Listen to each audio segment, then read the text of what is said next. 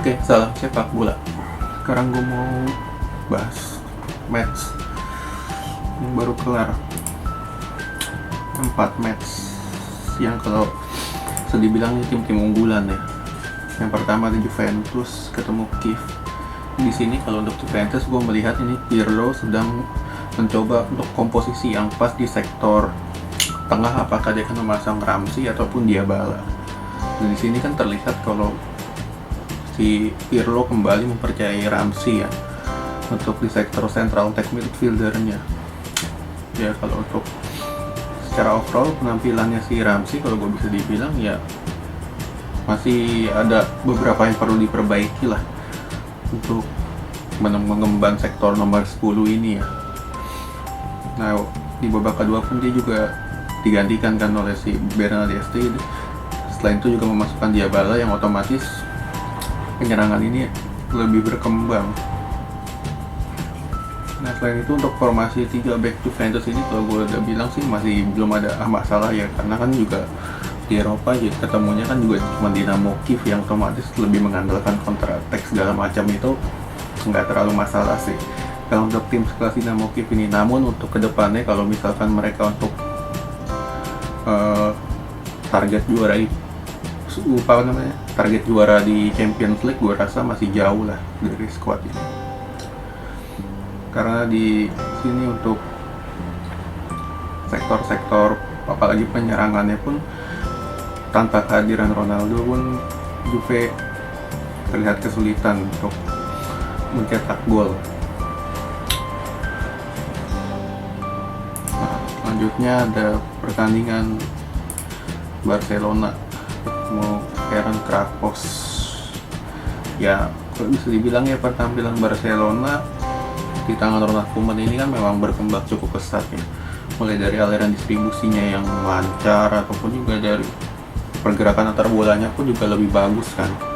Nah namun di sini gue mau kasih catatan adalah penampilan Miralem Pjanic di sini yang diduetkan dengan Frenkie de Jong, seperti peran yang dimainkan di Juventus ya untuk Pjanic di sini. Untuk penampilan Pjanic di sini kalau gue bisa bilang ya cukup berjalan dengan De Jong di mana mereka bergantian dalam melakukan distribusi bola, apakah melalui Pjanic lewat operan ke sayap oleh Trincao ataupun De Jong dengan Ansu Fati. Nah itu juga merupakan salah satu senjata andalan Barcelona ya untuk kedepannya ini yang perlu diwaspadai oleh tim-tim kontestan Champions League lainnya. Cuman kembali lagi di sini karena lawannya Ferenc Krafos ya jangan terlalu berekspek banyak lah, karena kan lawan juga masih 3 level di bawah Barcelona ya kalau bisa dibilang ya. Apalagi di sini untuk backnya juga Pique juga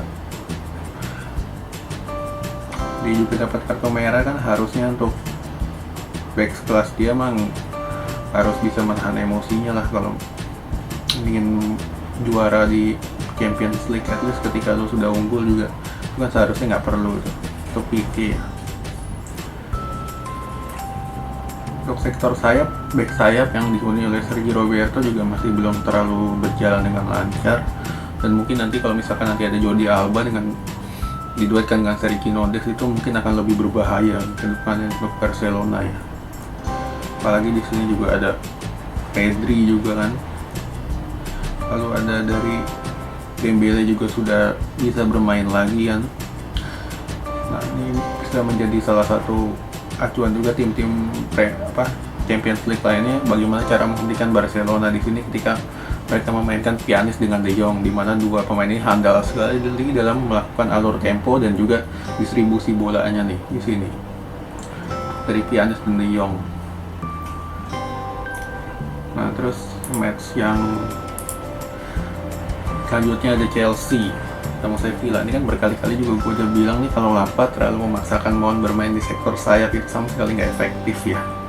Terbukti juga di sini ketika lo bertemu dengan Sevilla yang memiliki pertahanan Grendel, yang Bayern Munchen pun kesulitan kan, apalagi lo Chelsea yang cuma mengandalkan Timo Werner doang di lini depan. Ya hasilnya ya 0-0 memang. Sebenarnya kalau di sini adalah Lampard tidak berani dalam melakukan otak-atik lini tengahnya ya, karena dia kembali lagi menaruh Havertz di belakang Werner dengan Mount di sayap. Itu sama sekali nggak efektif ketika lo di bangku cadangan punya Hudson-Odoi atau Ziyech yang di babak pertama atau di awal harusnya kan lebih efektif dimainkan ya. Ini ada match PSG ya ketemu MU, dimana di sini untuk PSG kan kalau bisa dibilang banyak banget pemain yang nggak main kan, apalagi nggak ada Verratti, terus Drexler juga nggak dimainin, Marquinhos juga nggak dimainin kan. Dan selanjutnya kalau untuk lini depan kan sebenarnya masih sama nih, ada Mbappe, Neymar, Di Maria kan. Otomatis kalau untuk trio penyerang ini PSG lah salah satu yang terbaik lah di dunia nih, PSG. Cuman kalau untuk lini tengahnya ini sama sekali nggak efektif, jadi nggak ada supply bola ataupun nggak ada distribusi alur, itu nggak jalan untuk PSG. Jadi otomatis serangannya itu monoton, dimana dari Di Maria ataupun Mbappe ini menusuk dari lini sayap ke tengah yang otomatis sudah dibaca oleh back MU. Dimana di sini tugas dari Wan-Bissaka dengan Luxio adalah untuk menangkal dari serangan-serangan sayap itu. Cuman di sini untuk penampilan MU, kalau gue bisa dibilang Ole ini berani ya dalam melakukan pencadangan pemain-pemain yang kalau bisa dibilang pemain bintangnya lah. Ada Matic, selalu ada si Pogba juga dicadangin. Kalau untuk permainannya untuk MU ya nggak bagus-bagus banget ya, memang secara overall penampilan MU kalau bisa dibilang nggak terlalu baik lah untuk pertandingan ini. Cuman kalau untuk memang butuh kemenangan ya memang ini salah satu penampilan MU yang jiwa spiritnya ini ada di sini. Dimana ketika mereka disamakan skornya 1-1 kan, otomatis mereka berjuang untuk meraih skor, dan itu kan terbukti di sini lewat gol dari Marcus Rashford, juga dari Pogba kan asisnya kan. Untuk penampilan Alex Telles di sini untuk debutnya gue nggak terlalu expect banyak ya, karena kan dia debut juga langsung di Liga Champions, apalagi langsung ketemu PSG kan, jadi nggak terlalu komentar banyak lah untuk penampilan Alex Telles. Untuk penampilan Martial ya, kalau gue bilang untuk Martial ini perlu diberi penyegaran lah ke depannya. Apalagi kalau MU udah punya Cavani, gue rasa nih Cavani akan ditaruh di depan nih. Nah untuk kedepannya squad MU ini bisa bersaing di Liga Champions atau enggak ya kembali lagi. Apakah dari Ole ini mampu menjaga dan juga berani mengutak-atik dari penyesuaian formasi lawan yang ada, apakah enggak. Kalau di sini kan terbukti untuk melawan PSG ini dia berani ya, dimana dia menaruh Wan-Bissaka dan Luxio di lini pertahanan, lini back tengah ini terbukti efektif ketika dia menjegal Mbappe dan juga Di Maria yang memiliki kecepatan baik. Terlebih kan ada Neymar juga di situ. Nah, ini juga merupakan salah satu perjudian juga oleh Ole juga dalam melawan PSG ini. Oke, sekian dulu.